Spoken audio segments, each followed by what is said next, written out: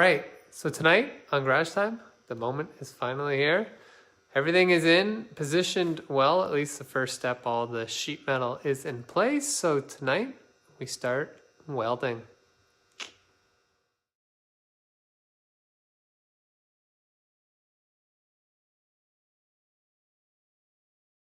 All right, so we completed all our welds on our exterior panels, main panel, rear panel. So initial weld is done. They're all tacked together. Obviously we have to grind and then fill. But next step, what I'm doing is attaching it to the drip rail around the whole way. So we're gonna try to do that with a spot welder. We'll see how that goes. It's extremely heavy.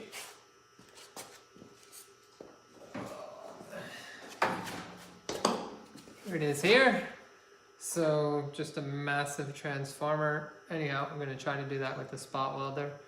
See how that turns out.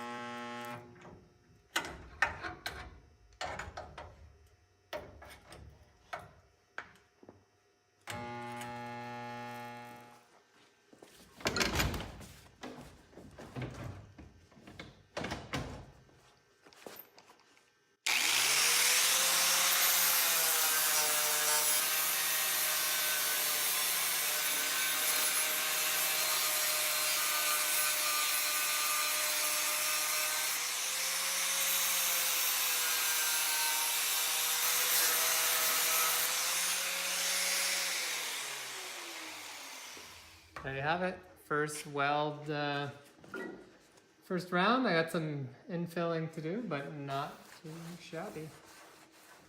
All right, so that does it for our rough weld. We're gonna build up some of them a bit more. They're not all perfect, but if Sean can zoom in here, very impressed with the kit, the fit.